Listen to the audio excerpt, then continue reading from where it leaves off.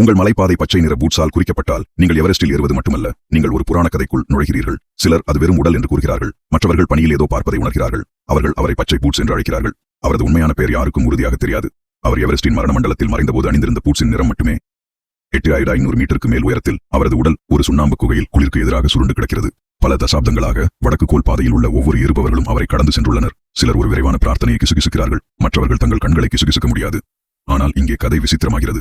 திசைக்காட்டிகள் சுழல்கின்றன, ஹெட்லேம்கள் மின்னுகின்றன, ரேடியோக்கள் நிலையான குரல்களை எடுத்து கிசுகிசுக்கின்றன, திரும்பிச் செல்கின்றன.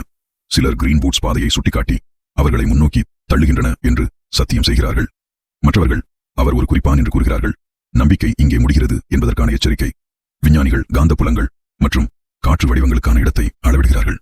குளிர்த்திட்டுகளை அல்லது யாரும் நகராத போது நிழல்கள் ஏன் மாறுகின்றன என்பதை எதுவும் விளக்கவில்லை. மலை அமைதியாக இருக்கிறது, ஆனால் ஏறுபவர்கள் மனித பேச்சைப் போல ஒலிக்கும் காற்றுகளை கேட்கிறார்கள். அவர் சோர்வு, உயர நோய் அல்லது இருண்ட ஏதாவது ஒன்றால் தொலைந்து போனாரா? எவரெஸ்ட்